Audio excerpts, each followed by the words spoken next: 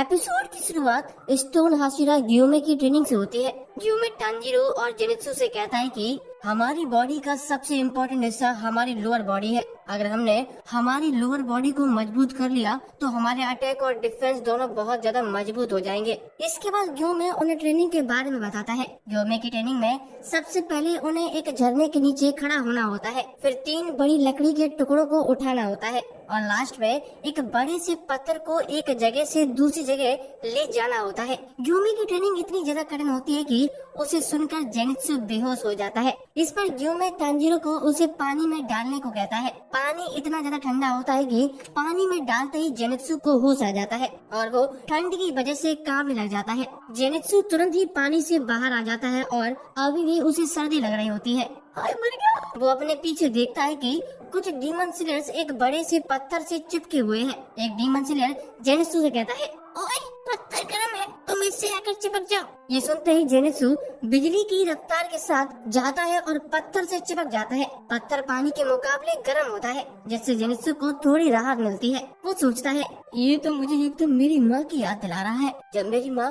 मुझे हक करती थी। इसके बाद तांजीरो खुद हिम्मत करके पानी में जाता है। उसे वहाँ पर झरने के नीचे इनोसुके दिखाई देता है। इनोसुके झरने के नीचे खड़ा होकर एक मंत्र पढ़ रहा होता है, जिससे वो फोकस कर सके। लेवल सबके निकलेंगे, लेवल सबके निकलेंगे, लेवल सबके निकलेंगे। इनोसुके को देखकर तांजीरो को हिम्मत आ जाती है, पर तभी इनोसुके मंत्र पढ़ना बंद कर देता है। ये देखकर तांजीरो थोड़ा डर जाता है और सोचता है कि कहीं इनोसुके को कुछ हो तो नहीं गया। इसके बाद तांजीरो बिना देर किए हुए इनोसुके को पानी से बाहर निकाल लेता है और उसे होश में लाने की कोशिश करने लगता है। थोड़ी ही देर में इनोसुके को होश आ जाता है। आगे तांजीरो भी झरने के नीचे खड़ा हो जाता है। तांजीरो के साथ एक और डीमन स्लेयर जिसका नाम मुराटा होता है, वो भी पानी में खड़ा होता है। वो तांजीरो को बताता है कि तुम भी लगातार मंत्र पढ़ते रहना, इससे तुम्हें फोकस करने में हेल्प मिलेगी और तुम सभी को पता चलता रहेगा कि तुम होश में हो। तांजीरो झरने के नीचे खड़ा होकर अपनी ट्रेनिंग शुरू कर देता है। 2 घंटे खड़े होने के बाद तांजीरो और मुराटा भी पत्थर के ऊपर लेटकर थोड़ी देर रेस्ट करने लगते हैं। मुराटा तांजीरो को बताता है कि तुम और इनोसुके बहुत ही स्ट्रांग हो। मुझे पूरा दिन लग गया था इस ट्रेनिंग को समझने में। मुझे यहाँ पूरे 10 दिन हो चुके हैं, तब जाकर मैं अब 2 घंटे में पानी में खड़ा हो पाता हूँ। इसके बाद मुराटा लकड़ी के टुकड़े के ट्रेनिंग पर जाने के लिए कहता है। ट्रेनिंग करने के बाद सभी लोग लंच करने के लिए बैठ जाते हैं। इनोसुके सभी को बताता है कि मैंने जितने भी डीमन स्लेयर देखे हैं उनमें से ग्यूमे सबसे अलग है। मुझे लगता है कि वो सबसे ज्यादा स्ट्रॉन्ग डीमन स्लेयर है। इस पर तांजीरो भी कहता है, मैं सभी हाशिरा से मिला हूँ पर ग्यूमे सबसे अलग है। उसकी स्मेल मुझे बहुत अलग लगी। मुझे लगता है कि ग्यूमे को कर्स मार का अब तक आ चुका होगा। इस पर इनोसुके भी अग्री करता है। बाकी के डीमन स्लेयर को तांजीरो और इनोसुके की बात बिल्कुल भी समझ नहीं आ रही होती कि आखिर ये लोग किस मार्ग की बात कर रहे होते हैं, इसीलिए वो लोग बस मछली को खाते हुए एंजॉय कर रहे हैं। तांजीरो की बात से जेनित्सु अग्री नहीं करता और कहता है, मुझे नहीं लगता ग्यूमे खुद इतना बड़ा पत्थर उठा सकता है, वो बस हम लोगों को टॉर्चर करके मजे ले रहा है। इस पर तांजीरो कहता है, ऐसा नहीं है बेटे, मैंने तो सुना है कि वो तो इससे भी बड़ा पत्थर उठा सकता है। जेनित्सु तांजीरो से कहता है, तुम तो बड़ी ही जल्दी दूसरों की बातों पर विश्वास कर लेते हो। हम बैकग्राउंड में देखते हैं कि ग्यूमे एक बहुत ही बड़ा पत्थर एक जगह से दूसरी जगह ले जा रहा होता है। ये देखकर जेनित्सु और बाकी के डीमन स्लेयर्स के होश ही उड़ जाते हैं। तांजीरो जेनित्सु से पूछता है कि क्या मैं भी ग्यूमे जितना स्ट्रांग बन सकता हूँ। इस पर जेनित्सु तुरंत ही तांजीरो को मना कर देता है और उसे मारते हुए कहता है, क्या तुम पागल हो गए हो? ग्यूमे एकदम ही एबनॉर्मल है। कौन सा लड़का एक भालू जैसे दिखता है? ये तो खली का भी बाप है। दूसरी तरफ जेनित्सु अपना खाना खत्म करके लकड़ी के टुकड़े उठाने वाली ट्रेनिंग के लिए निकल जाता है। ये देखकर जेनित्सु कहता है, आखिर तुम लोग इतनी पॉजिटिव कैसे हो सकते हो? मेरे लिए यहाँ पर कोई जगह नहीं है। आगे जेनित्सु और तांजीरो दोनों झरने के नीचे ट्रेनिंग चालू कर देते हैं। ट्रेनिंग के बीच में अचानक से जेनित्सु डूबने लगता है। तांजीरो जेनित्सु को बड़ी मुश्किल से बचा पाता है। इसके बाद दोनों फिर से ट्रेनिंग चालू करते हैं। पूरे दिन ट्रेनिंग करने के बाद उनकी ट्रेनिंग खत्म हो जाती है। अगले दिन लकड़ी के टुकड़े उठाने की ट्रेनिंग होती है। तांजीरो वो ट्रेनिंग भी उसी दिन पूरी कर लेता है। इसके बाद रात हो जाती है। हम देखते हैं कि गिटार बजाने वाले डीमन पूरे गांव पर नजर रखी होती है। उसका नाम नाकी में होता है। वो मूजान को बताती है कि मैंने 60% डीमन स्लेयर्स की लोकेशन का पता लगा लिया है, पर मुझे अभी तक नेज़ुको के बारे में पता नहीं चला। मूजान नाकी की तारीफ करते हुए कहता है, मैंने इतना नहीं सोचा था तुम इतना अच्छा काम करोगी। हमें पता चलता है कि नाकी में मूजान के इन्फिनिटी कैसल में ही बैठी होती है, पर उसकी आंखें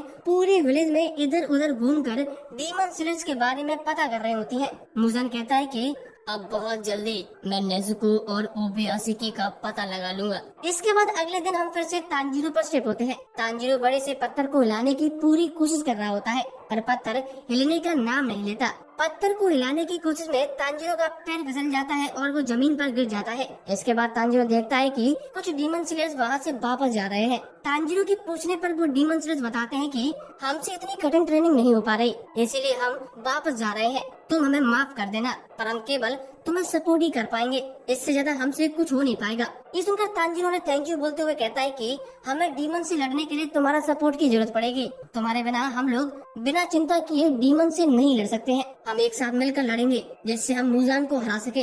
तांजीरो की बात सुनकर डीमन स्लेयर्स खुश हो जाते हैं और वहाँ से चले जाते हैं। उनके जाने के बाद तांजीरो फिर से अपनी ट्रेनिंग पर लग जाता है। अगली सीन में तांजीरो सभी के लिए खाना बनाता है। तांजीरो की कुकिंग स्किल्स को देखकर सभी लोग तांजीरो की तारीफ करने लगते हैं। मुराटा तांजीरो से कहता है कि मैंने आज एक बात नोटिस करी है कि किसी भी करंट हाशिरा के पास कोई भी स्टूडेंट क्यों नहीं है। इस पर तांजीरो कहता है, अच्छा ऐसा क्या है? बाकी के डीमन स्लेयर्स कहते हैं कि इनकी ट्रेनिंग इतनी कठिन होती है, इसीलिए सारे स्टूडेंट जरूर भाग गए होंगे। जरा जेनेत्सु को ही देख लो।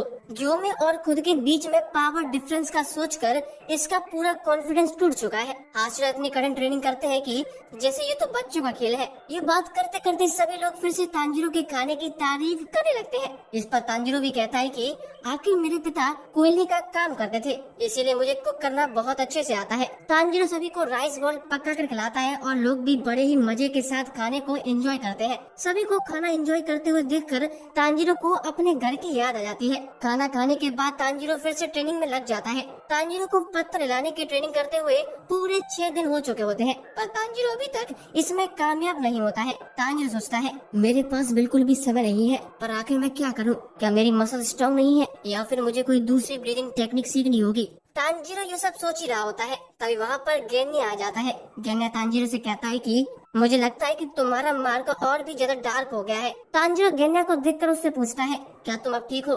इस पर गेन्या कहता है, ग्योमे ने मुझे सानेमे से दूर रहने के लिए कहा है, मुझे माफ कर दो, मेरी वजह से तुम्हें इतना कुछ सहना पड़ा। वैसे तुम्हारा मार्ग पहले से डार्क हो गया है। तांजीरो को ये बात पता नहीं होती है, इसलिए वो गेन्या की बात सुनकर खुश हो जाता है और सोचता है कि फाइनली इतनी ट्रेनिंग का फल मुझे मिल रहा है। गेन्या तांजीरो को कहता है कि मैं तुम्हें अपना मिरर दे दूंगा जिससे तुम अपने मार्ग को देख सको। ये सुनकर तांजीरो और भी ज्यादा खुश हो जाता है। इसके बाद तांजीरो गेन्या से पत्थर की ट्रेनिंग के बारे में पूछता है। गेन्या बताता है कि वो बड़े से पत्थर को मूव कर सकता है। ये सुनकर तांजीरो गेन्या से हेल्प मांगता है। गेन्या उसे रिपीटेटिव मोशन के बारे में बताता है और कहता है कि तुम ऐसा करके खुद के फोकस को मैक्स लेवल पर ले जा सकते हो। मैं नेन बुत्सु बोलता हूँ जिससे मेरा फोकस बढ़ जाता है। इस पर तांजीरो कहता है, ये तो मैंने ग्योमे को भी बात करते हुए देखा है। गेन्या हंसते हुए कहता है, ग्योमे तो नामू नामू बोलता है। तभी हमें बैकग्राउंड में ग्योमे दिखाया जाता है जो पेड़ के पीछे से इन दोनों की बात सुन रहा होता है। इसके बाद गेन्या तांजीरो को बाय बोलकर वहाँ से चला जाता है। गेन्या के जाते ही तांजीरो फिर से बड़े से पत्थर को हिलाने की कोशिश करता है और वो गेन्या की बात के बारे में भी सोच रहा होता है। गेन्या तांजीरो को बताता है कि तुम्हें अपने सारे सेंसेस को एक साथ खोलना होगा। ग्योमे ने मुझे बताया था कि बिना किसी ब्रीदिंग टेक्निक के भी बड़े से पत्थर को हिला सकते हैं अगर मैं रिपीटेटिव मोशन का यूज करूं। गेन्या की बात को ध्यान में रखकर तांजीरो पूरे फोकस के साथ पत्थर को हिलाने की कोशिश करता है और सोचता है कि गेन्या और ग्योमे पत्थर को हिलाते समय उन मेमोरीज को याद करते हैं जब वो बहुत ज्यादा पेन में थे या बहुत ज्यादा गुस्से में थे। ऐसा करके उनका हार्ट रेट और बॉडी टेम्परेचर बढ़ जाता है। हम देखते हैं कि तांजीरो इस बार पत्थर को हिलाने में कामयाब हो जाता है, पर इतने में ही तांजीरो के पसीने छूट जाते हैं। इसके बाद वहाँ पर कुछ डीमन स्लेयर्स आ जाते हैं जो तांजीरो को उनके लिए डिनर बनाने के लिए कहते हैं। वो तांजीरो से कहते हैं कि तुमने हमारे लिए जो खाना बनाया है उसके बाद हमारा कुछ और खाने का मन नहीं कर रहा है।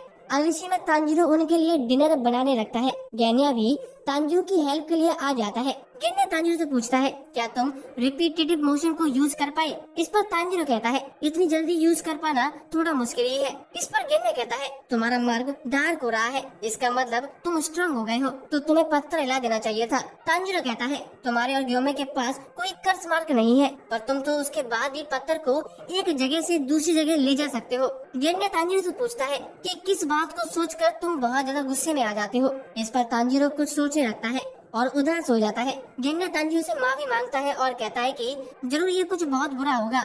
डिनर करने के बाद तांजिरो फिर से पत्थर को हिलाने की कोशिश करने लगता है। तांजिरो सोचता है कि रिपीटेटिव मोशन का यूज करके हम कभी भी अपने फोकस को मैक्स लेवल तक ले जा सकते हैं। मेरे लिए रिपीटेटिव मोशन मेरी फैमिली को याद करना है। इसके अलावा जो रैन गोकू ने कहा था कि अपने अंदर की आग को जला कर रखो, इन दोनों को सोचकर तांजिरो पत्थर पर पूरी ताकत लगाता है। हम देखते हैं कि तांजिरो का कर्स मार्क अचानक से जलने लगता है और तांजिरो पत्थर को मूव करने में सफल हो जाता है। और जैसे ही तांजिरो रुकता है, कर्स मार्क फिर से नॉर्मल हो जाता है। तांजिरो सोचता है, मुझे अपने फोकस को मेंटेन करना सीखना होगा। आगे वहाँ पर इनोसुके और जेनित्सु भी आ जाते हैं। तांजिरो को ट्रेनिंग करता हुआ देखकर इनोसुके भी मोटिवेट हो जाता है। तांजिरो पूरी रात भर रिपीटेटिव मोशन को याद करके पत्थर को हिलाने की कोशिश करता है।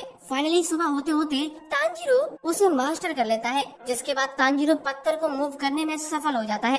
तांजिरो को देखकर इनोसुके और जेनित्सु चौंक जाते हैं। जेनित्सु तो तांजिरो को मॉन्स्टर तक कहने लगता है। एपिसोड के एंड में हम मुजान पर शिफ्ट होते हैं। मुजान कहता है, आखिर ओवियास्की करना क्या चाहता है, आखिर ओवियास्की दिखता कैसा है। और इसी के साथ ये एपिसोड खत्म हो जाता है। दोस्तों बताइए आपको एपिसोड कैसा लगा और हमारा एक्सप्लेनेशन आपको कैसा लगा, कमेंट जरूर करिए भाई, अच्छा लगता है।